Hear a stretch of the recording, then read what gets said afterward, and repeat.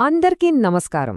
ఈరోజు మనం భారతీయ రైల్వే నుంచి వచ్చిన ఒక చాలా ఆసక్తికరమైన ఉద్యోగ ప్రకటన గురించి మాట్లాడుకుందాం.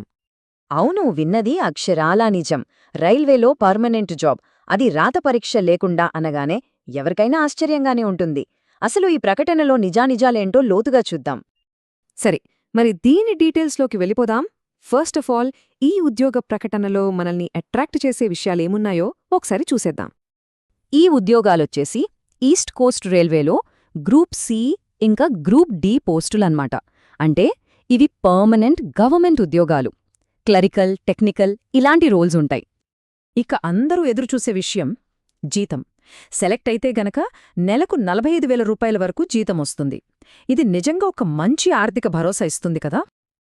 ఈ నోటిఫికేషన్లో కొన్ని హైలైట్స్ ఏంటంటే చూడండి.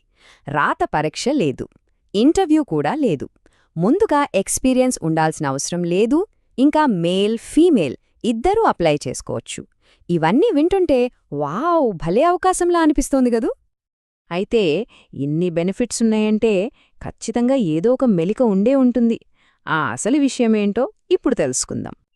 మరి ఇన్ని మంచి విషయాలు ఉన్నప్పుడు అసలు ప్రశ్న ఏంటంటే, ఈ ఉద్యోగాలకి ఎవరైనా అప్లై చేసేయొచ్చా, లేకపోతే ఏదైనా స్పెషల్ క్వాలిఫికేషన్ ఏమైనా ఉందా?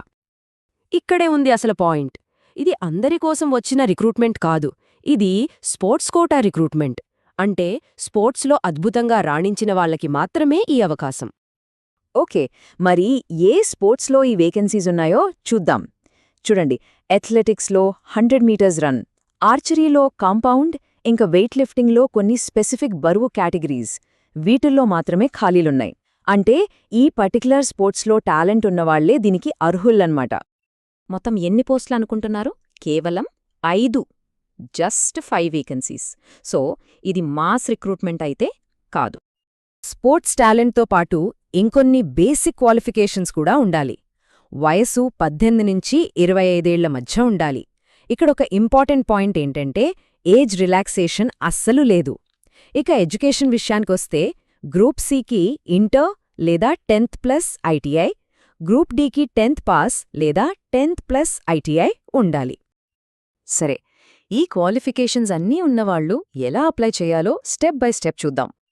ఇక్కడ మనం గుర్తుంచుకోవాల్సిన విషయమేంటంటే, ఇది ఆన్లైన్ అప్లికేషన్ కాదు, పూర్తిగా ఆఫ్లైన్ ప్రాసెస్. అంటే అప్లికేషన్ ఫామ్ డౌన్లోడ్ చేసుకోవాలి, దాన్ని ఫిల్ చేసి కావలసిన సర్టిఫికెట్స్ అన్నీ జతచేసి పోస్ట్లో పంపించాలి. అప్లికేషన్ ఫీజు విషయానికొస్తే జనరల్ ఓబీసీ వాళ్లకి 500 రూపాయలు, ఎస్సీ, ఎస్టీ, మహిళలు, మైనారిటీలు ఇలా మిగతా కేటగిరీల వారికి 250 రూపాయలు. ఇక చివరి తేదీ ఫిబ్రవరి 9, 2026. పోస్ట్లో పంపించాలి కాబట్టి లాస్ట్ మినిట్ వరకు ఆగకుండా కొంచెం ముందుగానే పంపిస్తే చాలా మంచిది. సరే, రాత పరీక్ష లేదు కదా, మరి సెలక్షన్ ఎలా చేస్తారు? దీనికోసం వాళ్ళు ఒక 100 మార్కుల ఫార్ములా ఫాలో అవుతున్నారు. అదేంటో ఇప్పుడు చూద్దాం. ఇక్కడ చూడండి, ఇదే అసలైన విషయం. మొత్తం 100 మార్కుల్లో 90 మార్కులు స్పోర్ట్స్ అచీవ్మెంట్స్కే ఇచ్చేస్తున్నారు. అంటే స్పోర్ట్స్ సర్టిఫికెట్స్కి 50 మార్కులు, ఫీల్డ్లో పెట్టే ట్రయల్స్లో పర్ఫార్మెన్స్కి 40 మార్కులు, కేవలం 10 మార్కులు మాత్రమే చదువుకి. దీని బట్టి మనకేమర్థమవుతోంది? స్పోర్ట్స్ టాలెంట్కే ఫస్ట్ ప్రిఫరెన్స్ అని. సో ఫైనల్గా ఈ మొత్తం ఇన్ఫర్మేషన్ చూశాక ఈ ఉద్యోగానికి అసలు ఎవరు అప్లై చేయాలో ఒక్కసారి క్లియర్గా చెప్పుకుందాం. మనం గుర్తుంచుకోవాల్సింది ఒకటే, ఇది అందరికోసం వచ్చిన ఒక జనరల్ రిక్రూట్మెంట్ కాదు. ఇది కేవలం కొంతమంది స్పెషలైజ్డ్ టాలెంటెడ్ స్పోర్ట్స్ పర్సన్స్ కోసం వచ్చిన ఒక స్పెషల్ ఆపర్చునిటీ. ఒకసారి చెక్ చేసుకోండి. వయస్సు 18 నుంచి 25 ఏళ్ల మధ్య ఉండి, చెప్పిన 5 క్రీడల్లో ఏదో ఒక దాంట్లో మంచి నైపుణ్యముండి, దానికి సంబంధించిన సర్టిఫికెట్స్ ఉండి, కనీస విద్యార్హతలు కూడా ఉంటే అప్పుడు ఇది ఖచ్చితంగా ఒక గోల్డెన్ ఆపర్చునిటీ.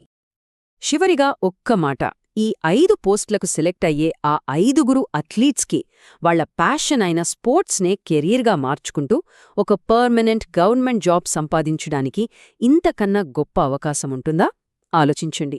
ఈ విశ్లేషణ ఉపయోగపడిందని ఆశిస్తున్నాను. మళ్ళీ ఇంకో టాపిక్తో కలుద్దాం.